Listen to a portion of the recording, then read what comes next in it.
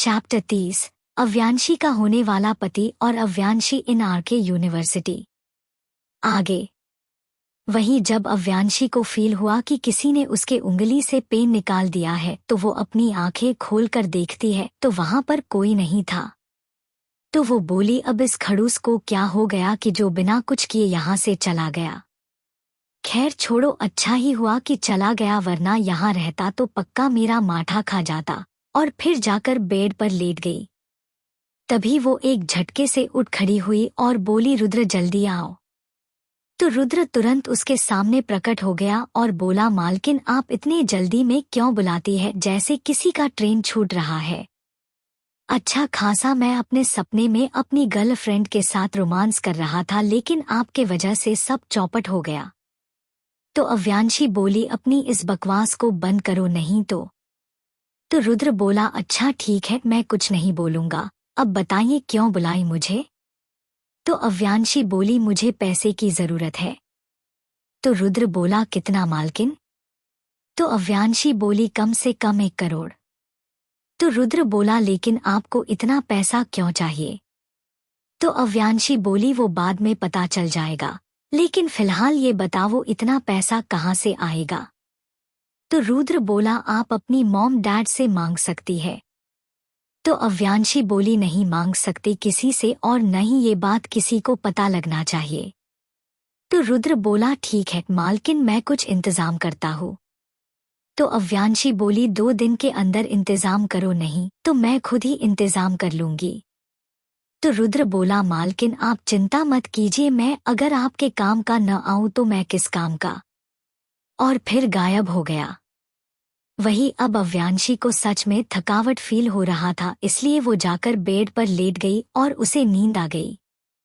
इधर रुद्राक्ष के रूम में वो बालकनी में खड़े होकर एक तक चांद को निहारे जा रहा था। तभी वो बोला, मेरे माइंड ने तो बोला था कि वो मुझे अपने बॉडी से लुभाने की कोशिश करेगी, लेकिन जब मैंने उसको अच्छा खासा मौका दिया ये बोलकर कि मैं तुम्हारी सजा को माफ कर सकता हूँ, बदले में बस अपने बॉडी को छूने देना है, लेकिन उसने साफ मना कर दिया। उस पर से वो सजा के लिए तैयार भी हो गई, लेकिन अपना बॉडी नहीं दिखाया और फिर वही बालकनी में ही सिर पकड़कर बैठ गया। तभी उसके दिमाग में एक सीन याद आने लगा, जिसमें एक 5 साल का बच्चा एक रूम के अलमीरा में चुपके से बैठा हुआ और अपने मुंह पे हाथ रखा हुआ था, जिससे उसकी आवाज बाहर न निकल सके, और अलमीरा के बाहर देखे जा रहा था। वही रूम में एक 30 साल की औरत कोई 35 साल के आदमी के साथ बात कर रही होती है, और फिर थोड़ी देर बाद जब उन दोनों का बात खत्म होता है तो वो आदमी बोला, baby I need you and I want you. तो वो औरत बोली, अभी नहीं, कोई देख लेगा। तो आदमी बोला, हमेशा यही कहती हो, जाओ अपने उस पति के पास। तो वो औरत बोली, तुम भी जानती हो मैं किस लिए उसके साथ रहती हूँ। और फिर अपना कपड़ा जो उसने पहना था वो खोल दी, फिर जाकर उस आदमी के कपड़े को भी खोल दिया। वही ये सब देखकर वो बच्चा जो कि अलमीरा में छुपा हुआ था, उसने कस के अपनी आंखों को बंद कर लिया। इधर वो आदमी उस औरत को बेड पर गिराते हुए उसके ऊपर आ गया, और फिर पूरे रूम में बस सिसकियों के साथ साथ यही आवाज सुनाई दे रहा था, बेबी और फास्ट और फास्ट। और थोड़ी देर बाद वो दोनों वैसे ही बेड पर लेटे हुए थे, और उनके ऊपर एक चादर तक नहीं था जो उन दोनों को ढक सके। वही वो बच्चा जो कि अलमीरा में सारी बातें सुन रहा था, शायद देख भी रहा था, उसके आंखों से आंसू पानी की तरह बहने लगे, लेकिन उसने अपने मुंह से आवाज नहीं निकाली।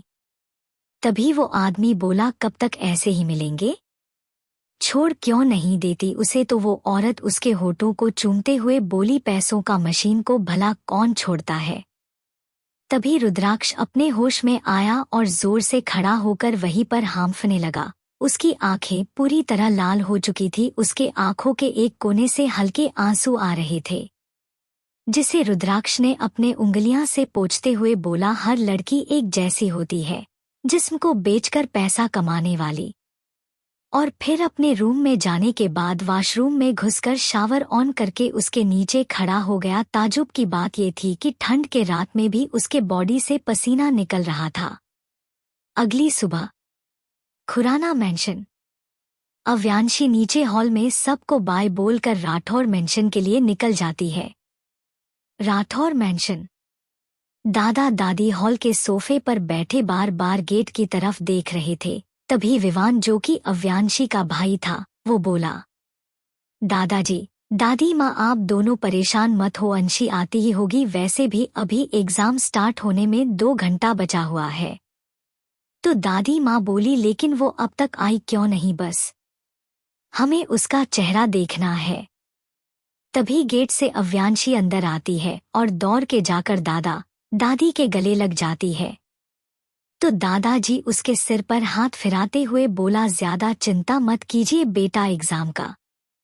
तो अव्यांशी अपने फेस पर स्माइल लाते हुए बोली, मुझे उसकी चिंता नहीं है, मुझे तो बस अपने भाइयों की फिक्र थी कि कहीं मैं न आऊं तो आप दोनों इनकी कचुम्बर न बना दो। तो दादा दादी हंसने लगे। वही विवान अपने मुंह बनाते हुए बोला, जब से तुम सीढ़ी से गिरी हो तब से तुम्हारे अंदर ये शैतानी आत्मा घुस गई है। तो अव्यांशी मुंह बनाते हुए बोली, इसका मतलब आप चाहते हैं कि मैं पुरानी वाली अव्यांशी बन जाऊं? तो विवान जल्दबाजी में बोला, नहीं नहीं, तुम ऐसे ही ठीक हो। फिर वो भी हंसने लगा। तभी वहां पर अनीता जी आ गई और बोली, इस बार अच्छे नंबर से पास तो हो जाओगी ना अंशी? तो अव्यांशी अनीता जी की तरफ देखते हुए बोली, हाँ हो जाऊंगी। तभी पीछे से अभिषेक जी, जो कि अनीता जी के पीछे पीछे ही आ रहे थे, वो बोले, अच्छी बात है, पास हो जाओगी तो। वैसे सोनल का 12 में 86% मार्क्स आया था। तो आरती जी बोली, अरे वो तो बचपन से ही पढ़ाई में तेज है। वही उनकी बातें सुनकर विवान, दादा और दादी कुछ कहने ही वाले थे, तभी तो अव्यांशी बोली, चले भाई, सेंटर भी पहुंचने में टाइम लगेगा। तो विवान ने बस अंशी की तरफ देखकर सिर हिला दिया। उसके बाद वो दोनों वहां से सेंटर पर जाने के लिए निकल गए। उनके जाने के बाद दादाजी बोले, ये क्या बकवास अंशी के सामने आप दोनों कर रहे थे? तो अभिषेक जी बोले, जो सच है वही बोल रहे थे, क्या गलत कहा हमने? सोनल तेज है तो तेज ही न बोलेंगे, छोड़िए। तभी अनीता जी बोली, छोड़िए ये सब। और फिर दादा दादी की तरफ देखकर बोली, पापा जी, मम्मी जी, आप दोनों से कुछ बात करना है हम दोनों को।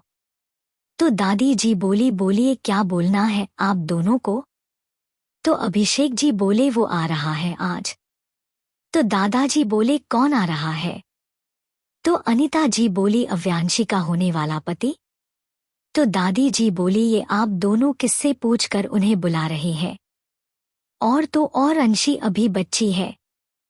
तो अभिषेक जी बोले, बच्ची नहीं, 18 साल की होने जा रही है, और ये शादी बचपन में ही फिक्स हो गया था, ये तो आप जानती ही होगी। तभी दादी जी कुछ कहने वाली होती है कि दादाजी उनके हाथ पकड़कर रोक देते हैं और उनको लेकर अपने रूम में चले जाते हैं। इधर अव्यांशी और रिवान का कार आरके कॉलेज एंड यूनिवर्सिटी, काल्पनिक नाम, के सामने रुकता है, क्योंकि इसी कॉलेज में अव्यांशी का सेंटर पड़ा हुआ था। तभी अव्यांशी कार से निकलती और उसके साथ साथ रिवान भी उतर जाता है। तभी अंशी बोली, बाय भाई, आप अब जा सकते हो, मैं अंदर जा सकती हूँ। तो रिवान बोला, मैं चला जाऊंगा अंशी, लेकिन पहले तुम्हें तो अंदर छोड़ दो। तो अंशी मुस्कुराते हुए बोली, भाई क्या आपने कभी बोर्ड एग्जाम नहीं दिया है? तो रिवान नासमझी में बोला, दिया है, लेकिन ऐसा क्यों पूछ रही हो? तो अव्यांशी मजे के मूड में बोली, तो फिर आप कैसे भूल गए हैं कि सेंटर के अंदर सिर्फ कैंडिडेट जा सकते हैं? तो विवान चिढ़ते हुए बोला, तो इसको बताने के लिए तुम इतनी देर तक बकवास कर रही थी? तो अव्यांशी बोली, हाँ बिल्कुल, अब जाओ यहां से। तो विवान बोला, बेस्ट ऑफ लक। तो अव्यांशी ने बस अपना सिर हिला दिया और फिर अंदर जाने लगी। वही कॉलेज के अंदर एक ग्रुप जिसमें 5 लोग होंगे, जिसमें 3 लड़का और 2 लड़की थी। उनमें से एक लड़का जिसका नाम सैंडी था, वो बोला, अरे यार अभी तक वो मेकअप की दुकान नहीं दिखी। तो दूसरा लड़का जिसका नाम क्रिश था, वो बोला, कृति ने तो कहा था कि वो घर से निकल गई है। तभी एक लड़की जिसका नाम रूपी था, वो बोली, शायद कार में भी मेकअप कर रही होगी। और वही उसके बात पर सब जोर जोर से हंसने लगे। तभी जो दूसरी लड़की जिसका नाम प्रिया था वो बोली, देखो आ गई महारानी, लेकिन आज कुछ अलग लग रही है। तो चारों लोग उस तरफ देखने लगे जिस तरफ प्रिया ने इशारा किया था। वहीं जब उन सब ने उस लड़की को देखा तो सारे लड़के के मुंह से हॉट निकल गया। वही अव्यांशी के लिए हॉट सुनकर, जी हाँ, ये लोग उस वक्त से जिसके बारे में बात कर रहे थे वो कोई और नहीं अव्यांशी ही थी। रूपी और प्रिया का चेहरा काला पड़ गया क्योंकि अव्यांशी दिख ही रही थी इतनी सुंदर कि कोई भा फ्लैट हो जाए। तभी रूपी बोली, लगता है तुम तीनों भूल गए हो कि उसके साथ क्या करना है। तो वो तीनों अब जाकर होश में आए। तभी सैंडी बोला, हमें सब कुछ पता है क्या करना है हमें, और हमने हमारा प्लान भी रेडी रखा है। और फिर अजीब तरह से मुस्कुराने लगा। वही अव्यांशी अपने ही दुनिया में आगे बढ़ती जा रही थी। तभी एक लड़का आया और माही को कमर से अपनी ओर खींचता है, लेकिन खींचता उससे पहले ही अव्यांशी जोर जोर से चिल्लाते हुए बोली, प्लीज छोड़ दो मुझे, मैंने कुछ नहीं किया। अगर चैप्टर पसंद आया हो तो लाइक, कमेंट और शेयर करें और टेलीग्राम ज्वाइन करना न भूले जिसका लिंक डिस्क्रिप्शन में है। चैप्टर 31। आगे वो लड़का जो अव्यांशी के कमर को पकड़कर उसे किस करना चाहता था और उसे किस करते हुए देख वो ग्रुप जिसमें 5 लोग थे उनके किसिंग सीन को रिकॉर्ड करके ऑनलाइन वायरल करने वाले थे, जिससे अव्यांशी हर जगह बदनाम हो जाए कि वो एक बाजारू लड़की है जो कि अपने सेंटर पर भी किसी को अपने हुस्न के जाल में फंसाकर उसके साथ रंगीलियां मना रही है, वो भी 17 साल की उम्र में। लेकिन इन सब का प्लान तब फ्लॉप हो गया जब वो लड़का अव्यांशी को कमर से पकड़ने वाला ही होता है कि अव्यांशी जोर से चिल्लाने लगती है, बचाओ मुझे बचाओ, मैंने कुछ नहीं किया। और फिर उस लड़के का हाथ पकड़कर बोली, प्लीज मुझे जाने दीजिए, मैं वो बात किसी को नहीं बताऊंगी। और फिर जोर जोर से चिल्लाने लगी, आ बचाओ। वही वो लड़का जो कि शौक देने अव्यांशी को आया था, उल्टा उसे इस लड़की ने शौक दे दिया था।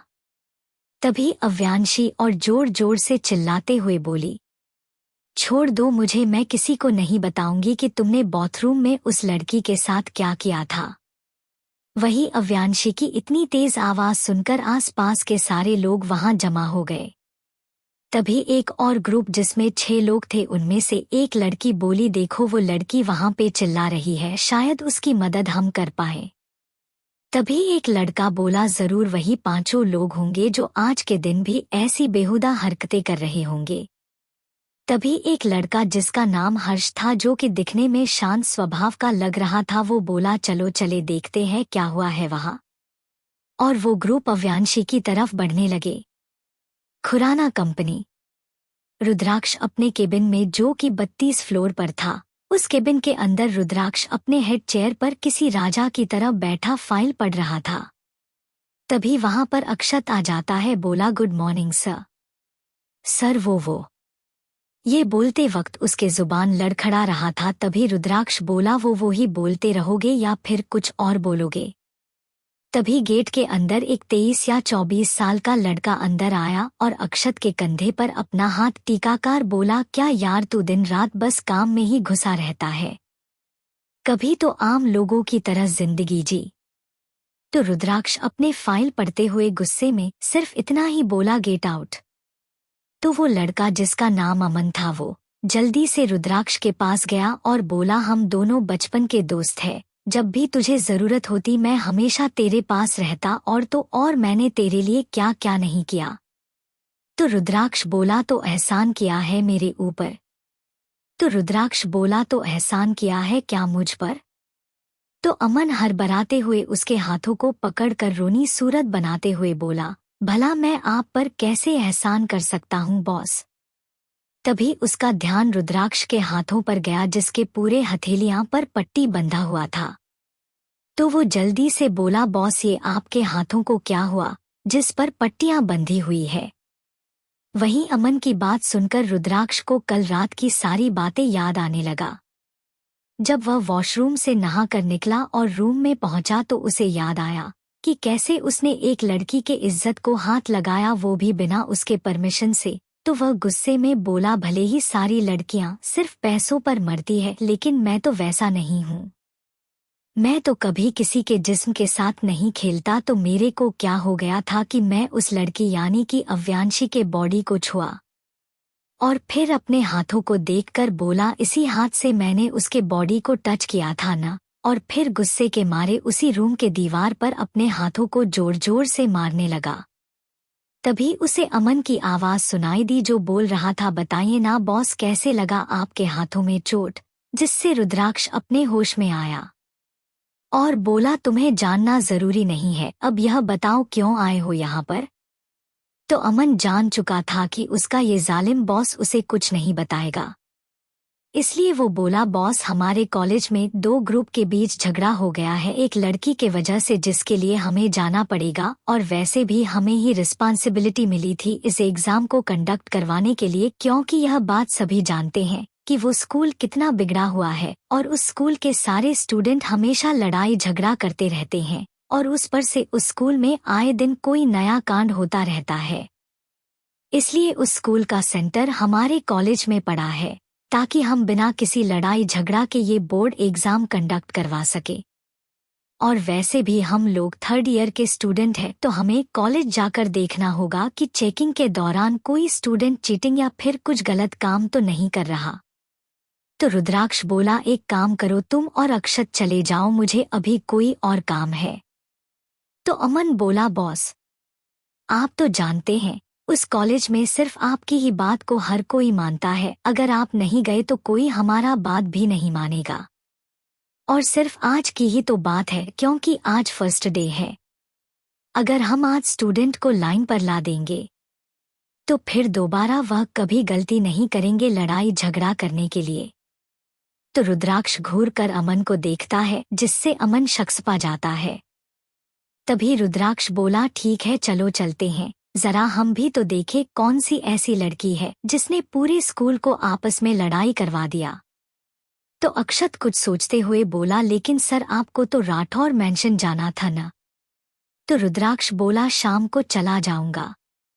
और फिर वह तीनों केबिन से निकल लिफ्ट से नीचे की ओर चल दिए।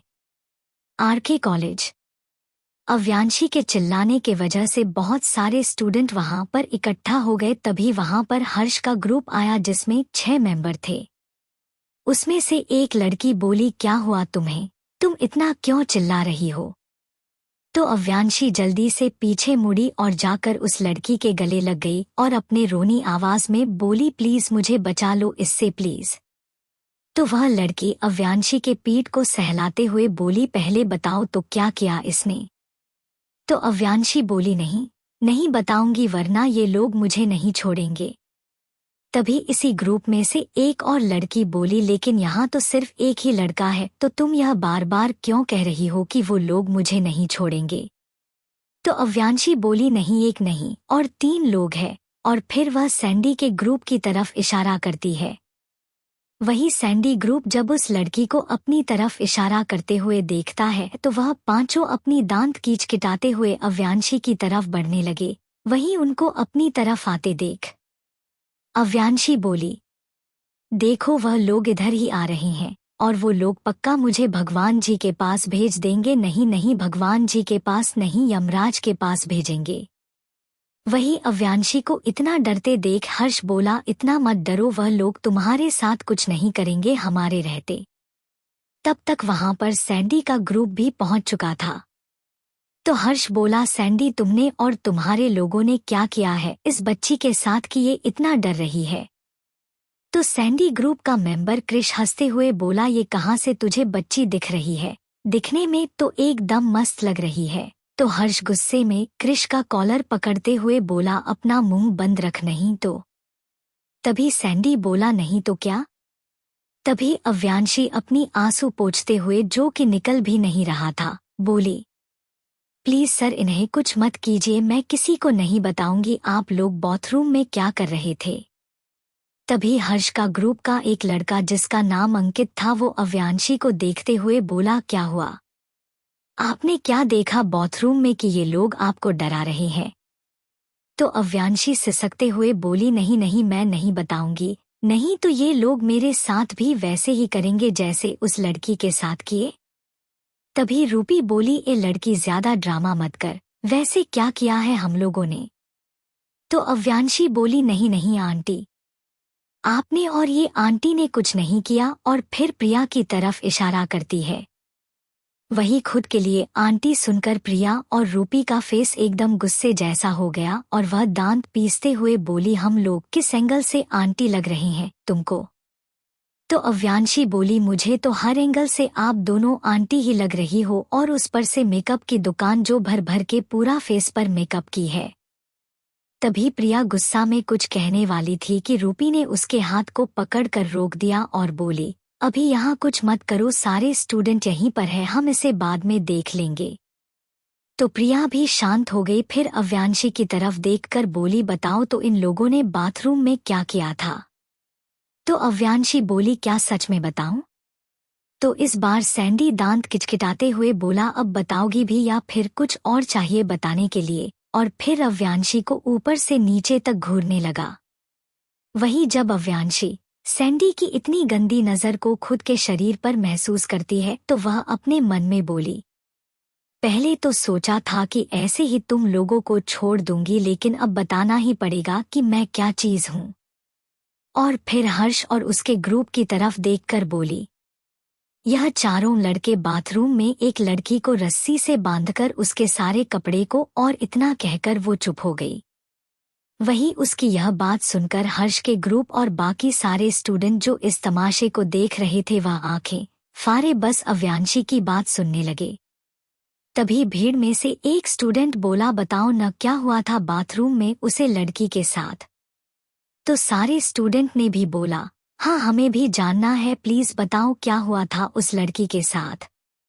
तो अव्यांशी रोनी सूरत बनाते हुए बोली, उस लड़की को बाथरूम में रस्सियों से उसके हाथ पैर को बांधकर उसके सारे कपड़ों को निकाल दिया था इन लोगों ने। फिर ये लोग उस लड़की के साथ एक एक करके गंदी गंदी हरकतें कर रहे थे। तभी मैं वहां पहुंचकर गेट खोल दी। क्योंकि मुझे बहुत जोर से वॉशरूम लगा हुआ था तो मैं बाहर वेट नहीं कर सकी और वॉशरूम स्टाफ से चाबी लेकर वॉशरूम के अंदर चली गई। तभी वहां पर मैंने यह सब देखा और इतना कहकर वह चुप हो गई। और फिर बोली, जब इन लोगों ने मुझे वहां देखा तो वो वहीं से चिल्लाकर बोले, अगर ये बात तुमने किसी को भी बताई तो उस लड़की की जगह तुम होगी। और वही ये सब सुनकर मैं जल्दी से वहां से भाग आई। वही ये सब सुनकर तो सैंडी का ग्रुप तो सदमे में ही चले गए और सोचने लगे कि हम लोगों ने तो यहाँ पर कोई भी कांड नहीं किया, लेकिन यह लड़की इतनी सफाई से झूठ बोल रही है जैसे सच में हमने कुछ किया हो। तभी हर्ष के ग्रुप की एक लड़की जिसका नाम किया था वह सैंडी के पास आई और जोर से एक थप्पड़ उसको लगा दी।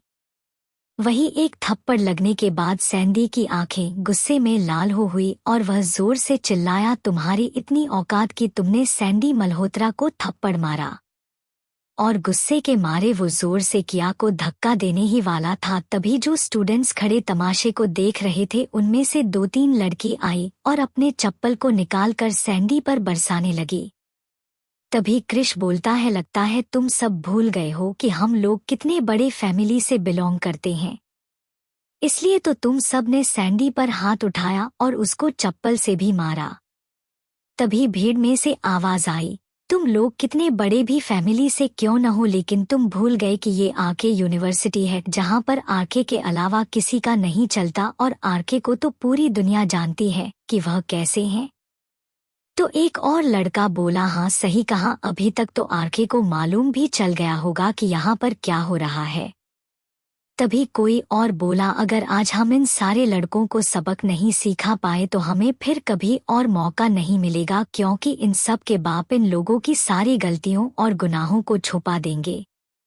तो क्या बोली, हाँ सही कहा, चलो सब अपने अपने पैरों के चप्पलों और जूतियों को निकालो और यह चारों को बता दो कि बात जब किसी लड़की की इज्जत पर आती है तो हम सब कुछ भी कर सकते हैं। फिर क्या? सारे लड़के और लड़कियां अपने चप्पलों जूतों को निकालकर और सैंडी के ग्रुप के लड़के पर चप्पलों जूतों से बारिश करने लगे। वही प्रिया और रूपी अपने दोस्तों को मार खाते देख अव्यांशी को ढूंढने लगती है। क्योंकि उन दोनों को लगा कि उसी लड़की के वजह से ही आज उनके दोस्त पिटाई खा रहे हैं। इधर अव्यांशी जब सारे लोग आपस में लड़ रहे थे तो वह धीरे से खिसक कर कैंटीन की ओर चली जाती है और वहां पर मजे से बैठकर पिज्जा, चाउमीन और बर्गर खा रही थी। तभी रुद्र की आवाज उसके कानों में सुनाई दिया, जो बोल रहा था, मालकिन आपने ऐसा क्यों किया? उन्होंने तो बाथरूम में कुछ भी नहीं किया। तो अव्यांशी बोली, हाँ सही कहा तुमने रुद्र, कि उन्होंने आज कुछ नहीं किया, क्योंकि यह कॉलेज कोई ऐरे गैरे का नहीं बल्कि आके का है और आके से सब डरते हैं। नहीं तो यह सारे लफंगे लड़के अब तक कितनी लड़कियों का इज्जत नीलाम कर चुके होते। तो रुद्र बोला, आपने सही किया मालकिन, इन लोगों के साथ ऐसा ही होना चाहिए था। और फिर उसकी आवाज गायब हो गई। इधर सारे स्टूडेंट सैंडी के ग्रुपों के लड़कों को मार मार कर अधमरा कर चुके थे। तभी बेल बजा तो सब लोग उन चारों को वहीं छोड़कर अपने अपने क्लासरूम की तरफ बढ़ने लगे, क्योंकि पेपर स्टार्ट होने में बस 15 मिनट बचा हुआ था और वार्निंग बेल लग चुकी थी।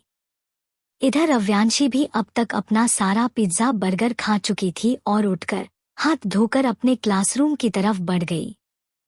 तभी वहां पर लगभग 10 कारें आकर रुकी। बीच वाले कार में से एक लड़का जल्दी से ड्राइविंग सीट से निकलकर, जो कि अक्षत था, वो जाकर पैसेंजर सीट का डोर ओपन करता है। तो उसमें से एक मास्क पहने लड़का, जो कि देखने में किसी ग्रीक गोद की तरह लग रहा था, वो बाहर निकलता है, जो कि कोई और नहीं रुद्राक्ष था। तभी एक और कार से एक और लड़का, जो कि अमन था, वो निकलकर उन दोनों के पास आकर खड़ा हो गया और बोला, चले बॉस। तो रुद्राक्ष ने बस अपना सर हिला दिया। इधर क्लासरूम में अब तक सभी को पेपर मिल चुका था और सारे लोग अपने क्वेश्चंस का आंसर लिख रहे थे। तभी अव्यांशी क्वेश्चन देखकर मुंह बनाते हुए बोली, पता नहीं चाहे रियल वर्ल्ड में हो या फिर नोबेल वर्ल्ड में, क्वेश्चन तो दोनों का लगभग सेम ही होता है हो। तभी रुद्र बोला, मालकिन आप अपने सपनों की दुनिया से निकलिए और जल्दी से क्वेश्चन को सॉल्व करिए, वरना टाइम खत्म हो जाएगा। तो अव्यांशी ने जल्दी से अपना फोकस क्वेश्चन को सॉल्व करने में लगाई। चैप्टर 32।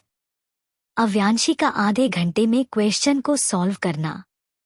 इधर रुद्राक्ष कार से निकलने के बाद आके यूनिवर्सिटी के प्रेसिडेंट केबिन में आकर हेड चेयर पर बैठ गया और अक्षत और अमन की तरफ देखते हुए बोला, व्हाट वाज हैपनिंग हेयर? क्या हुआ था यहाँ? तो अक्षत जल्दी से बोला, बॉस अभी यहाँ थोड़ी देर पहले 2 ग्रुपों के बीच लड़ाई हुआ और वह लड़ाई इतना बड़ा हो गया कि जिसमें एक स्कूल के लगभग सारे स्टूडेंट ने 4 लोगों को मार मार का धुलाई कर दी। तो रुद्राक्ष बोला, लड़ाई का वजह? तो अक्षत बोला, एक लड़की। तो रुद्राक्ष बोला, एक्सप्लेन।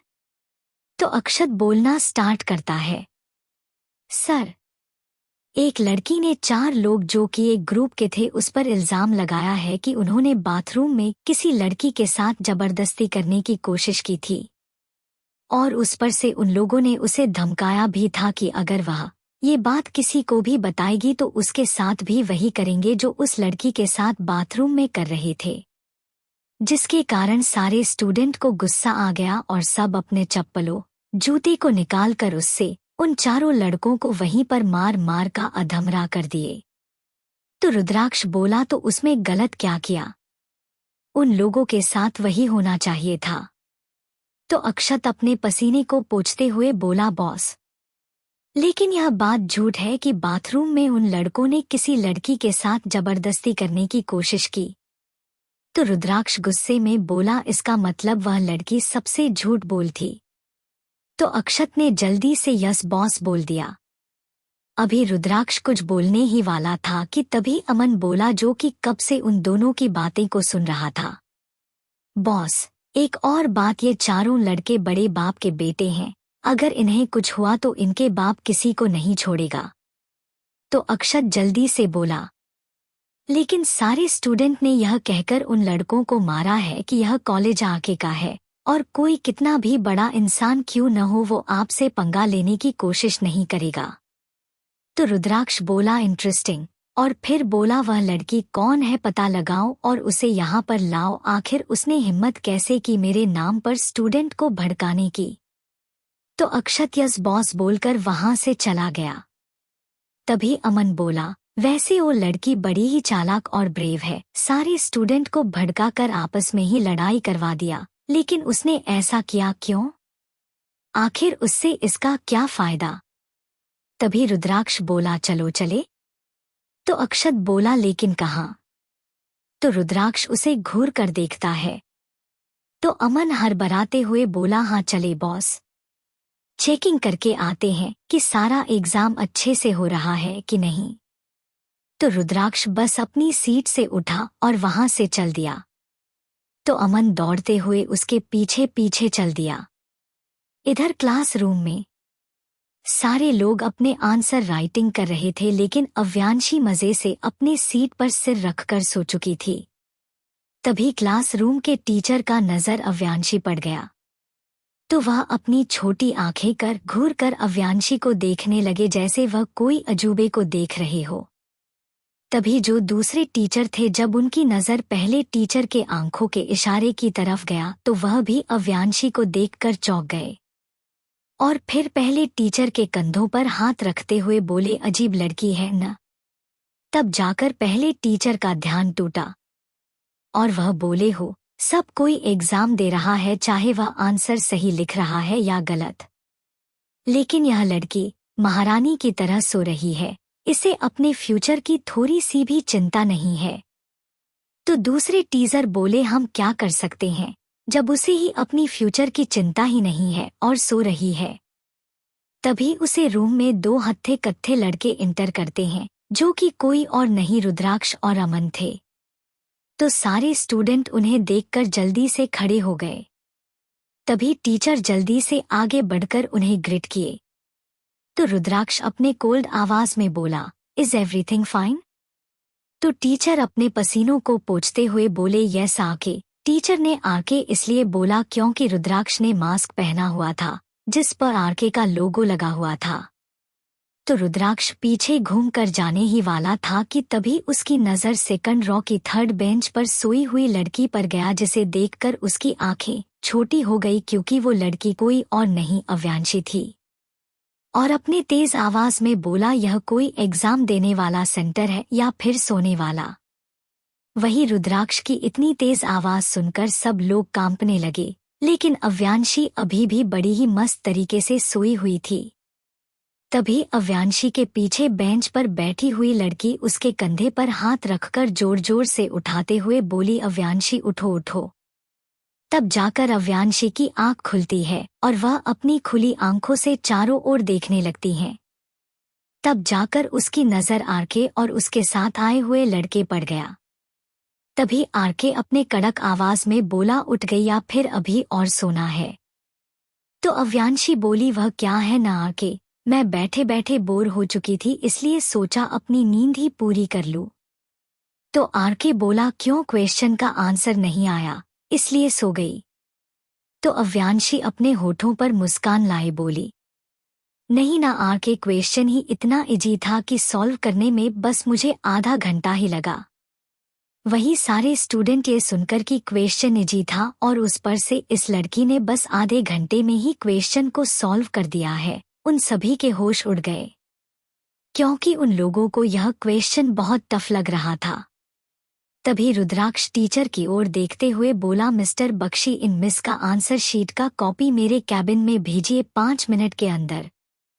तो टीचर जो कि मिक्सर बख्शी थे, उन्होंने बस डर के मारे अपना सिर हिला दिया और इधर रुद्राक्ष ये बात बोलकर उस क्लासरूम से निकल गया। राठौर मेंशन हॉल में एक 25 या 26 साल का लड़का आराम से सोफे पर बैठा हुआ था जैसे वह उसी का घर है। तभी अनीता जी जो कि उसके सामने वाली सोफे पर बैठी हुई थी, वो बोली बेटा अकेले ही आए हो, मम्मी पापा नहीं आए? तो वह लड़का बोला आंटी चिंता मत कीजिए, वो दोनों भी कुछ दिन में आ जाएंगे। तभी वहां पर दादा दादी आ गए और बोले लगता है आजकल तुम बहुत फ्री हो, जो किसी के भी कहने पर कहीं पर भी आ जा रहे हो। वहीं उनकी बात सुनकर अंकेश बोला, दादा दादी मैं कहाँ किसी अनजान इंसान से मिलने के लिए टाइम निकाला हूँ, मैं तो बस अपने ससुराल वालों से मिलने के लिए आया हूँ। तभी अनीता जी बोली, हाँ अंकेश बेटा तुम सही कह रहे हो, और फिर मुस्कुरा दी।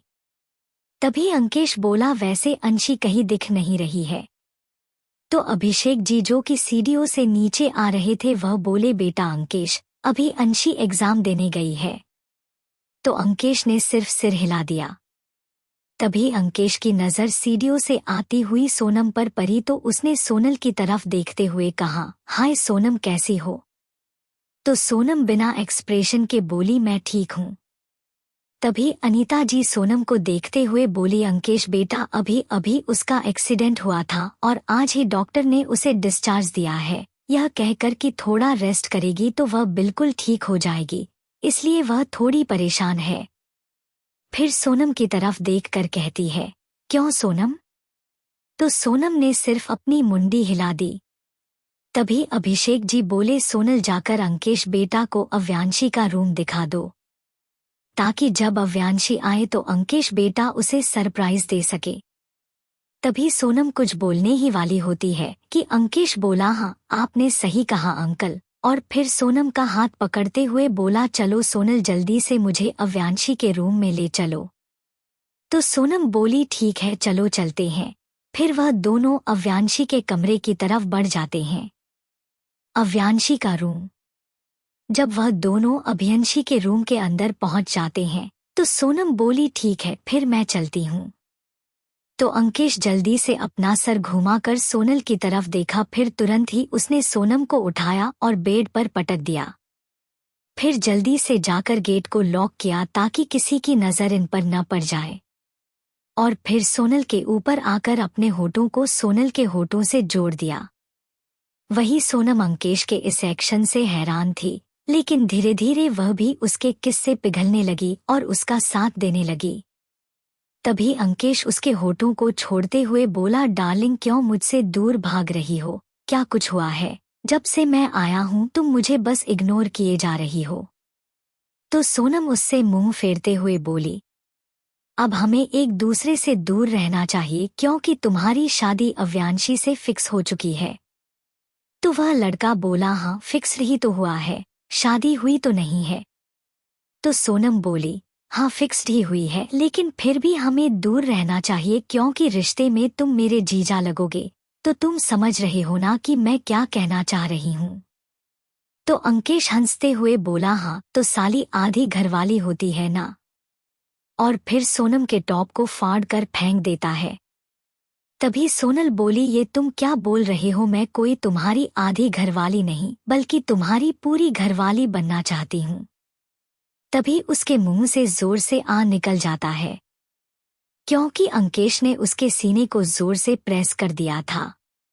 तभी अंकेश बोला, हाँ तो तुम बन जाना, लेकिन पहले मुझे इसे अपना बनाना है। और फिर घूर कर उसके सीने को देखने लगता है और तुरंत ही उसके सीने के ऊपर के कपड़ों को भी फाड़ देता है। तभी सोनम बोली, लेकिन अभी नहीं, यहाँ कोई देख लेगा। तो अंकेश तुरंत ही उसके दोनों सीने को अपने दोनों हाथों से जोर जोर से दबाने लगता है और कहता है कि कोई आए उससे पहले ही हमें अपना एक राउंड कंप्लीट कर लेना होगा। वही अंकेश के उसके सीने को दबाने के वजह से सोनल की मुंह से सीसिकियां और आहें निकल रही थी, जो कि अंकेश को और ज्यादा एक्साइटेड और पागल कर रहा था। और वह तुरंत बेड पर से उठा और अपने पूरे कपड़ों को निकाल कर फेंक दिया। फिर सोनम के ऊपर आ गया और उसके भी बचे हुए सारे कपड़ों को नोच कर फेंक दिया। और थोड़ी ही देर में उस रूम में सिर्फ सोनल और अंकेश की आवाजें आ रही थी, जो कि इस तरह का था, आ बेबी थोड़ा धीरे थोड़ा धीरे। तो अंकेश बोला, डार्लिंग यह पहली बार तो नहीं है कि तुम इस तरह से चिल्लाए जा रही हो, हमने कितनी बार ये सब किया है। और फिर और जोर से अपने वाइल्डनेस को सोनम के बॉडी पर दिखा रहा था। तो सोनल बोली, बेबी कितना वक्त हो गया था यह सब करते हुए, इसलिए बोल रही थी थोड़ा धीरे करो, लेकिन अब मुझे भी अच्छा फील हो रहा है। वही अंकेश जैसे तो होश में था ही नहीं, वह बस अपने काम में लगा हुआ था।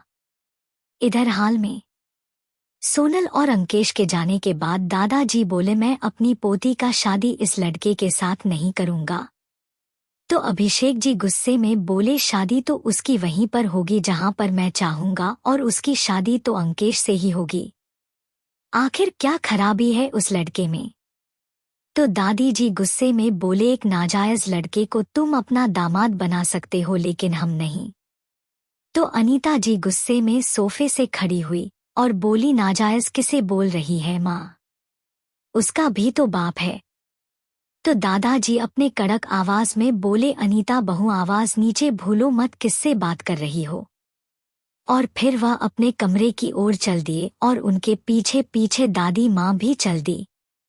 उनके जाने के बाद अनीता जी अभिषेक जी की तरफ देखते हुए बोली, देखिए ना माँ, पापा को क्या हो गया है? उन्हें लगता है कि हमें हमारी बेटी की चिंता ही नहीं है। अरे उन्हें क्या पता है अंकेश कितना अच्छा लड़का है, वह हमारी बेटी को हमेशा खुश रखेगा। और फिर रोने लगती है। तो अभिषेक जी उसको चुप कराते हुए बोली, उनको आज नहीं तो कल मानना ही होगा अंकेश को अपने दामाद के रूप में, क्योंकि मैं जानता हूँ अव्यांशी के अक्ल को यही लड़का ठीक कर सकता है। वहीं उनकी बात पर अनीता जी भी चुप हो गईं। तभी उन्हें याद आया कि सोनम तो अंकेश को अव्यांशी का रूम दिखलाने के लिए गई थी, लेकिन अभी तक वो नहीं आई। तो वो परेशान होते हुए अभिषेक जी से बोली, देखिए न जरा अब तक सोनम कहाँ रह गई। तभी उनके फोन पर सोनम का मैसेज आया जिसमें लिखा हुआ था, डैड मैं अंकेश जी को अव्यांशी के रूम में छोड़कर अपने रूम में चली आई हूँ, क्योंकि मुझे पढ़ाई करनी थी। वो जब इस मैसेज को देखते हैं कि सोनम पढ़ाई करने के लिए चली गई है, तो वो अनीता जी से बोली, तुम बेकार ही में सोनम की इतनी फिक्र कर रही थी। हमारी बच्ची इतनी समझदार है कि वह अंकेश को अव्यांशी के रूम में छोड़कर खुद पढ़ाई करने के लिए अपने रूम में चली गई। वहीं उनकी बात सुनकर अनीता जी की फेस पर स्माइल आ गई और फिर वह दोनों साथ में अपने कमरे की ओर चल दिए। इधर अव्यांशी का रूम। अभी भी वह दोनों आपस में लगे हुए थे। तभी अंकेश बोला, अंकल आंटी को तो बिलीव हो गया होगा ना कि तुम पढ़ाई कर रही हो, कहीं वो तुम्हारे रूम में चेक करने ना चले जाए। तो सोनल फेस पर स्माइल लाते हुए बोली, डोंट वरी बेबी, तूने मुझ पर पूरा विश्वास है। लेकिन तुरंत ही उसके फेस की स्माइल टेंशन में बदल गई। तो अंकेश बोला, क्या हुआ डार्लिंग, क्यों इतनी टेंशन में हो? तो सोनल बोली, ये हम लोग सही नहीं कह रहे हैं। तुम अव्यांशी के होने वाले पति हो। अगर इसके बारे में अव्यांशी को पता चल जाएगा तो कितना दुखी होगी कि उसका पति उसके बहन के साथ ही मजा कर रहा है और वह तुम्हारे बारे में कुछ गलत सोच लगी और कहीं इसके वजह से उसने कुछ ऐसी वैसी हरकत कर दी या फिर अपनी जान देने की कोशिश कर दी, तो मैं अपने आप को कभी नहीं माफ कर पाऊंगी। तो अंकेश बोला, डोंट वरी डार्लिंग, उसे कभी भी इस बारे में नहीं पता चलेगा और हम दोनों कभी भी उसे यह बात पता ही नहीं लगने देंगे।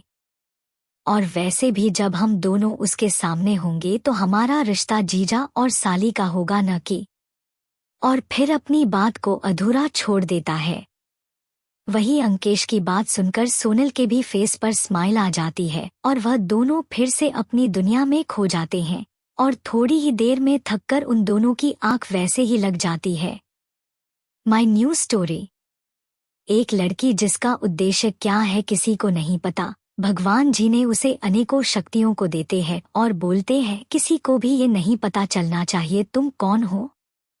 और उसी याद के साथ उसका जन्म एक ऐसे परिवार में करते हैं जिस परिवार में आज तक एक भी लड़की पैदा नहीं हुई। लड़कियों तो बहुत है इस परिवार में, लेकिन खून का रिश्ता किसी से नहीं है, तो कैसे वो अपना जिंदगी फिर से जिएगी वो लड़की और कैसे अपने शक्तियों को यूज करेगी। Introduction of this story. एक हॉस्पिटल के कॉरिडोर के बाहर दो लोग खड़े थे, जिसमें से एक लड़का जिनका उम्र करीब 45 से 50 साल होगा। वो बोले, तू इतना टेंशन क्यों ले रहा है, सब अच्छा ही होगा, इस बार जरूर देवी की कृपा होगी, देख लेना। ये है रणधीर बजाज, बजाज इंडस्ट्री के हेड, और इनकी पत्नी का नाम सावित्री बजाज है। और वो जिनको बोल रहे हैं वो है रणबीर बजाज, रणधीर बजाज के छोटे बेटे, और इनकी पत्नी जो अभी हॉस्पिटल रूम में है जिनका नाम जन्नत बजाज है। तभी रणबीर बजाज बोले, लेकिन हर बार तो हम यही सोचते हैं कि हमारे घर लक्ष्मी आएगी, लेकिन अभी वो बोल ही रहे थे कि पीछे से आवाज आई, कुछ और मत बोलना, बस हमें हमारी पोती चाहिए जिसे हम अपने हाथों से उठाएं, प्यार करें। अभी वो बोल ही रही थी कि हॉस्पिटल रूम का डोर ओपन हुआ और नर्स भागते हुए आई और बोली, बेबी ने जन्म ले लिया। तभी दूसरा नर्स बोला, कॉन्ग्रेचुलेशन, बेबी और मदर दोनों ठीक है। तो सबने राहत की सांस ली। तभी दादी पूछी, बेबी बॉय है या गर्ल? तो डॉक्टर ने अपने मन में सोचा कि इतना बड़ा खानदान भी लड़कों और लड़कियां में फर्क करते हैं, लेकिन नर्स ने अपने फेस को नॉर्मल करते हुए बोले, बेबी गर्ल है। तो तुरंत वो तीनों जोर से बोले, क्या कहा? वो तो अच्छा था कि ये प्राइवेट वीआईपी रूम था तो आवाज कहीं नहीं गया। और उनकी इतनी जोर आवाज सुनकर नर्स डर गए और डरे हुए बोले, सर। अभी वो बोल ही रहे थे कि पीछे से आवाज आई, बेबी गर्ल ने जन्म लिया है। ये थे इस हॉस्पिटल के सीनियर डॉक्टर और उनकी टीम जिन्होंने मन्नत बजाज का डिलीवरी किया है। तभी सावित्री बजाज दौड़कर हॉस्पिटल रूम में इंटर हुई और बच्ची को उठाया। मन्नत अभी सोए हुए थी और उठाकर उसके पूरे माथों को चूम लिया। फिर उसके बाद जाकर जन्नत के माथे को चूम लिया और बोली, आज माता रानी ने हमारी सुन ली। और वहाँ की नर्स बस आंखें फाड़े सावित्री जी को देख रही थी, जो इतने प्यार से अपनी पोती को पकड़ी हुई थी, जिन्हें देखकर कोई नहीं कह सकता था कि वो वही खड़ूस मिसेस बजाज है जो दुनिया के सामने डेविल है। तभी वहाँ रणधीर और रणबीर बजाज दोनों आ गए। दोनों पहले जन्नत को देखा, फिर अपनी प्रिंसेस को, और तुरंत रणबीर बजाज जाकर अपनी बच्ची को गोद में लेते हैं और बोलते हैं, आज पूरे कंपनी के एम्प्लॉय को बोनस बढ़ा दो, सारे शहर में मिठाई बंटवा दो, सभी जगह बोल दो कि आज बजाज फैमिली में प्रिंसेस ने जन्म लिया है, और खुशी से अपनी बेटी को गले लगा लिया। तभी बेबी उठ गई और उठते ही रोने लगी। आ तो रणबीर जी जल्दी से उसको ढीला छोड़ा और बोले, बेबी रोते नहीं, नहीं बच्चा नहीं रोते, और अपने हाथों से उसके आंसू को साफ करने लगे। तभी उनका हाथ बेबी के मुंह के पास पहुंचा तो बेबी जल्दी से उसे अपने मुंह में डाल ली और सक करने लगी। तो सावित्री जी जल्दी से उसे अपनी गोद में लेकर बोली, बच्ची को भूख लगी है। अगले दिन बजाज मैंशन, पंडित जी विला के अंदर आए हुए थे और उनके सामने रणबीर जी और जन्नत जी बैठे हुए थे। सावित्री जी, पंडित जी कब से बैठे हुए हैं और कुंडली देख रही हैं, कुछ तो बोलिए। पंडित जी कुछ नहीं बोले और वहां से उठ खड़े हुए और विला के बाहर जाने लगे। तभी रणधीर जी बोले, अरे ऐसा क्या है मेरी पोती के कुंडली में कि आप कुछ बोल ही नहीं रहे हैं? तभी पंडित जी पीछे मुड़े और बोले, उसका जन्म भगवान के कृपा से हुई है और उसका कुंडली कोई आम इंसान की कुंडली नहीं है, जो कि कोई भी पंडित देखकर बता सकता है कि क्या होगा उसके जीवन में। हाँ, लेकिन मैं इतना कह सकता हूँ, कितना भी समस्या क्यों ना आ जाए इसके जिंदगी में, लेकिन वो उसे मिनटों में उस समस्या का समाधान ढूंढ लेगी। और उसके बाद वहां से चले गए, सबको कंफ्यूजन में छोड़कर। थोड़ी देर बाद एक 30 साल का आदमी और एक औरत जिनका उम्र 28 साल होगी, वो अंदर आए और उसके साथ 2 बच्चे भी आए थे। ये है अभिमन्यु कपूर, कपूर इंडस्ट्री के सीईओ, और उनकी वाइफ सरस्वती कपूर और उनके दोनों छोटे बेटे आकाय कपूर 4 इयर्स और अर्जुन कपूर 3 ईयर।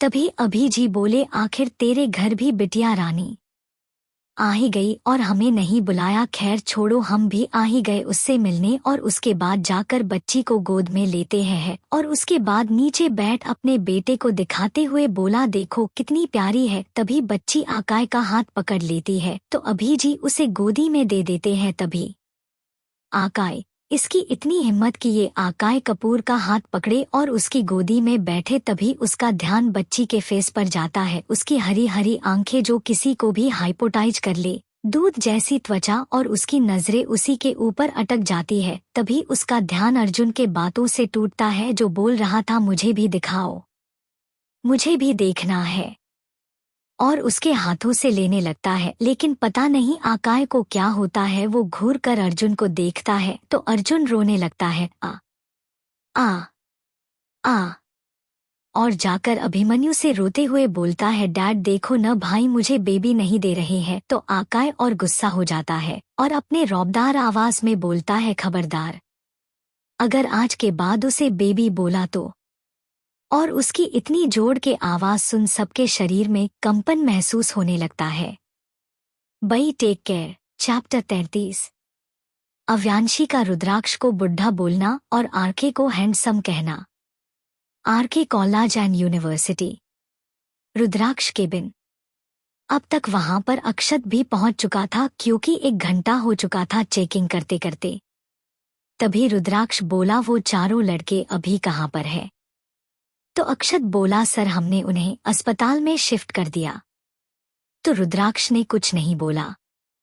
तभी अक्षत बात को आगे बढ़ाते हुए बोला, सर उन चारों लड़कों की हालत बहुत खराब है और उनकी 2 गर्ल दोस्त है जो कि उन्हीं की ग्रुप मेंबर है, और वह बोल रही थी कि एक लड़की की वजह से सारा तमाशा हुआ है। तो रुद्राक्ष बोला, पता करवाया कौन है वह लड़की? तो अक्षत बोला, यस सर। ग्राउंड के सीसीटीवी फोटो से सारी बातें मालूम चल चुकी है कि किस वक्त क्या हुआ था, और यह रहा उसका फाइल। और फिर उस फाइल को रुद्राक्ष की तरफ बढ़ा दिया। वही रुद्राक्ष उस फाइल को पढ़ ही रहा था, तभी गेट लॉक हुआ और मिस्टर बख्शी आकर रुद्राक्ष के सामने खड़े हो गए और अपनी नजरों को नीचे करते हुए बोले, सॉरी आरके, आपने वह फाइल 5 मिनट में मांगा था, लेकिन because of the rule of the exam मैं वो कॉपी नहीं ला पाया, लेकिन अब मैं उस लड़की का आंसर शीट का कॉपी ले आया हूँ। और फिर रुद्राक्ष की तरफ बढ़ा दिया। लेकिन रुद्राक्ष ने उस कॉपी को नहीं लिया, तो अमन जल्दी से जाकर मिस्टर बख्शी के हाथों से उस कॉपी को ले लिया। तभी रुद्राक्ष की आवाज सबके कानों में सुनाई दी, जो कि मिस्टर बख्शी को देखते हुए बोला, गेट आउट। तो मिस्टर बख्शी डर के मारे वहां से भाग गए।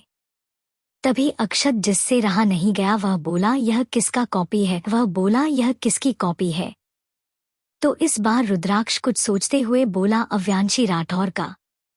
तो अक्षत कुछ सोचते हुए बोला, लेकिन सर जो लड़की पास भी सही ढंग से नहीं हो सकती, आपने उस लड़की की कॉपी क्यों मंगाई? तो इस बार अमन बोला, क्योंकि उसने बहुत ही कॉन्फिडेंस से पूरे क्लासरूम में बोला कि उसने आज के बोर्ड के क्वेश्चंस को सिर्फ आधे घंटे में सॉल्व कर दिया। वही यह सुनकर अक्षत जोर जोर से हंसने लगा। तो अमन बोला, क्यों हंस रहे हो? तो अक्षत अपने हंसी को कंट्रोल करते हुए बोला। उसने बोला, और आप लोगों ने मान भी लिया। अरे आप लोग नहीं जानते वो कितनी बड़ी झूठी है। तभी रुद्राक्ष अपने कोल्ड वॉइस में बोला एक शब्द, और फिर तुम दोनों की जुबान मेरे हाथों में। वही यह सुनकर दोनों ने जल्दी से अपने मुंह पर हाथ रख लिया, जैसे कि रुद्राक्ष सच में उन दोनों की जुबान को काट लेगा। तभी रुद्राक्ष अक्षत के हाथों से अव्यांशी के आंसर शीट का कॉपी को लेकर पढ़ने लगा, और वह जितना आगे पढ़ता उसे उतना ही शौक लगता। जब उसने उसके पूरे आंसर सेंट को पढ़ लिया तो उसने उस कॉपी को अक्षत के मुंह पर फेंक दिया और बोला, रीड। तो अक्षत जल्दी से उस कॉपी को पढ़ने लगा। वह जैसे जैसे पन्ने को पलटा वैसे वैसे ही उसकी आंखें बड़ी होती गई। तभी अमन, जिससे यह शांति भरा माहौल बर्दाश्त नहीं हो रहा था, वो अक्षत के कंधों पर अपना हाथ रखकर पूछता है, क्या हुआ अक्षत? तो अक्षत कुछ बोलने ही वाला होता है कि तभी रुद्राक्ष बोला, एक शब्द भी नहीं, और जाओ जाकर उस लड़की को लेकर आओ जिसके वजह से आज इस पूरे कॉलेज में तमाशा स्टार्ट हुआ। तो अक्षत अपने फेस को नॉर्मल करते हुए यस बॉस बोलकर वहां से चला गया। उसके जाने के बाद रुद्राक्ष वो लड़की जिसके वजह से सारा तमाशा हुआ है उसकी इन्फॉर्मेशन को पढ़ने लगा। जैसे जैसे वो फाइल को पढ़ता उसका गुस्सा उतना ही बढ़ता। तभी वो उस फाइल को वही मेज पर फेंकते हुए बोला, ये लड़की इतने सफाई से झूठ बोली है कि कोई इसके झूठ को भी नहीं पकड़ सकता। तभी अमन अपने मन में बोला, आज पता नहीं कौन कौन सी लड़की से भेंट हो रहा है। पहले तो वो लड़की जो कि क्लासरूम में सोई हुई थी उस पर से सर के मुंह पर ही बिना डरे बोले जा रही थी, और दूसरी पता नहीं कैसी होगी। तभी अक्षत केबिन के अंदर आता है तो अमन बोला, उस लड़की को लेकर क्यों नहीं आए? तभी पीछे से एक लड़की जो कि पिंक टॉप और ब्लैक जीन्स पहने हुए थी और उसके मुंह में एक लॉलीपॉप था, वो केबिन में एंटर करती है। वही उसको देखकर अमन बोला, बॉस ने ग्राउंड वाली लड़की को लाने के लिए कहा था, लेकिन तुम तो उस प्रीति गर्ल जो कि क्लासरूम में सोई हुई थी उसे ले आए। तभी अक्षत बोला, लेकिन ये वही ग्राउंड वाली लड़की है, अव्यांशी राठौर। तभी रुद्राक्ष अव्यांशी के पास आते हुए बोला, वो तो तुम हो जिसने इतना सारा तमाशा खड़ा किया। तो अव्यांशी अपने मुंह से लॉलीपॉप निकलते हुए बोली, मैंने कोई तमाशा खड़ा नहीं किया मिस्टर आरके, मैंने तो बस वही किया जो बाकी की लड़कियों को करना चाहिए था। वही उसकी इतनी बोल्ड आवाज सुनकर अमन और अक्षत चौंक कर एक दूसरे को देखने लगते हैं।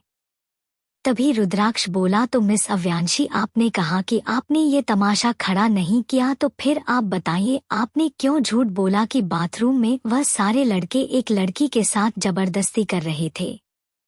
तो अव्यांशी बोली, यस आके, यू आर राइट, कि मैंने यह बात झूठ बोला कि बाथरूम में उन्होंने लड़की के साथ जबरदस्ती किया, लेकिन उन्होंने भले ही आज कुछ नहीं किया हो, लेकिन उन चारों लड़के ने अब तक कुल 5 लड़कियों का रेप और मर्डर किया है, वो भी 16 या 17 साल की लड़कियों के साथ। चाहे तो आप पता करवा सकते हैं। और फिर अपने मन में बोली, अभी तो बस उन लोगों की शुरुआत है, उन्हें तो तड़प कर मारना होगा। और फिर जाकर वही चेयर पर बैठ गई। वही उसकी बात सुनकर रुद्राक्ष घूर कर अक्षत को देखता है। तो अक्षत जल्दी से फोन निकालकर किसी के पास कॉल करता है और बोलता है, 5 मिनट के अंदर उन चारों लड़कों की जन्म कुंडली चाहिए। उसके बाद फोन काट देता है और फिर रुद्राक्ष की तरफ देखने लगा। तो रुद्राक्ष जाकर अपनी हेड चेयर पर बैठ जाता है और अव्यांशी से पूछता है, मिस अव्यांशी, आपको कैसे पता चला उन चारों लोगों के बारे में, कि वह लोग कैसे हैं? तो अव्यांशी अपने फेस पर मुस्कान लाते हुए बोली, मैं जिस स्कूल में पढ़ती हूँ वह उस स्कूल के तो लड़के नहीं हैं, लेकिन फिर भी वह हमेशा उस स्कूल में आते जाते हैं और उस पर से वह अमीर फैमिली से बिलोंग करते हैं, इसलिए उन्हें कोई रोकता भी नहीं। इसलिए मैं उन चारों लड़कों के बारे में रग रग से वाकिफ हूँ। तभी रुद्राक्ष बोला, वह सब तो ठीक है, लेकिन आप किसके परमिशन से यहाँ पर बैठी? तो अव्यांशी मुंह बनाते हुए बोली, आप मिस्टर आरके एकदम उसके जैसे बातें कर रही हैं और आपका आवाज भी वैसे ही लग रहा है। तो रुद्राक्ष बोला, किसके तरह मिस अव्यांशी? तो अव्यांशी बोली, उस बूढ़े अकड़ू रुद्राक्ष की तरह। वही उसके मुंह से खुद के लिए बुढ़ा सुनकर रुद्राक्ष का दिमाग खराब होने लगा। तभी अमन आंखों ही आंखों के इशारे से अक्षत से पूछता है, बॉस क्या सच में बुढ़े लगते हैं? तो अक्षत उसके सवाल को समझकर आंखों ही आंखों जवाब देता है कि बॉस अभी बस 22 साल के हैं और उनसे ज्यादा हैंडसम लड़का मैंने अपने जिंदगी में पहले कभी नहीं देखा। तभी अव्यांशी बोली, मिस्टर आरके, मैं आपको नहीं उस रुद्राक्ष को बुद्धा बोल रही हूँ, लेकिन आपको फेस को तो देखकर ऐसा लग रहा है जैसे मैं आपको बोल रही हूँ। तभी अक्षत के फोन पर किसी का कॉल आया तो वह जल्दी से पिक किया। तभी अव्यांशी बोली, फोन स्पीकर पर डालो। वहीं उसकी बात सुनकर अक्षत रुद्राक्ष की तरफ देखने लगा। तो रुद्राक्ष ने बस अपनी पलकें झपका दी। उसके इशारों को समझकर अक्षत जल्दी से फोन स्पीकर पर करके वही मेज पर रख देता है। तभी उधर से आवाज आती है, जन्म अभी इतना ही बोला था। तभी अव्यांशी बोली, सिर्फ यह बताओ कि उन लोगों ने अब तक कितने क्राइम किए हैं? तो वह लड़का जो कि फोन के दूसरे साइड पर था, पहले किसी लड़की की आवाज सुनकर तो कुछ नहीं बोलता, लेकिन फिर कुछ सोचकर बोलता है, अब तक उन चारों ने एक साथ 5 लड़कियों का गैंगरेप किया है, उसके बाद उनका मर्डर कर दिया ताकि कोई प्रूफ ना बचे। और फिर बोला, उन्होंने अलग अलग भी बहुत सारी लड़कियों के साथ यही किया, लेकिन उनके पावरफुल बैकग्राउंड होने के वजह से यह बात कभी लिख नहीं हुआ। तो इधर से अव्यांशी ने ये बात सुन फोन को काट दिया और फिर रुद्राक्ष की तरफ देखते हुए बोली, now can I go mister RK? तो रुद्राक्ष कुछ सोचते हुए बोला, यस यू कैन गो। तो अव्यांशी अपनी फ्लर्टी टोन में बोली, आप मास्क पर से भी बड़े हैंडसम लगते हो, उस खड़ूस बुढ़े रुद्राक्ष की तरह नहीं जो खुद को सबसे स्मार्ट समझता है लेकिन है एकदम बुढ़ा। वही यह सब सुनने के बाद रुद्राक्ष का फेस काला पड़ जाता है और वह कुछ बोलते ही वाला होता है कि तब तक अव्यांशी केबिन से जा चुकी थी। वही रुद्राक्ष की फेस को देखकर अक्षत मन ही मन बोला, आज पहली बार बॉस के मुंह पर ही बॉस का कोई एक साथ तारीफ और बेइज्जती दोनों किया।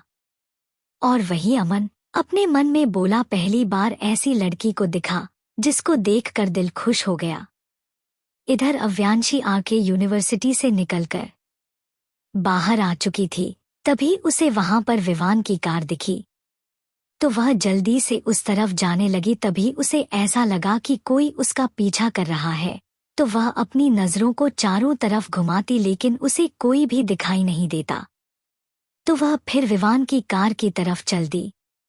इधर विवान जब अव्यांशी को अपनी ओर आते देखा तो वह जल्दी से अपने कार से निकलकर अव्यांशी की तरफ बढ़ने लगा। तभी अव्यांशी जाकर उसके गले लग गई तो विवान अपने हाथों से उसके सर को सहलाने लगा। तभी विवान बोला, कोई तुमसे मिलने आया है घर पर? तो अव्यांशी बोली, कौन आया है? तो विवान बोला, तुम्हारा होने वाला पति। वही अव्यांशी ये शब्द सुनकर वहीं पर फ्रिज हो गई। Bye friends. और हाँ सॉरी फ्रेंड्स, मैंने बीच में न्यू स्टोरी ऐड कर दी, अगर उससे आपको कोई प्रॉब्लम हुआ तो मुझे माफ कर दीजिएगा। और हाँ, आपके लाइक्स और कमेंट्स की वजह से आज इतने बड़े चैप्टर को दे पा रही हो, इसलिए आप सभी हमेशा ऐसे ही हमसे जुड़े रहिए। और हाँ, टेलीग्राम ज़रूर ज्वाइन कर लीजिएगा ताकि आपको सारी अपडेट मिल सके।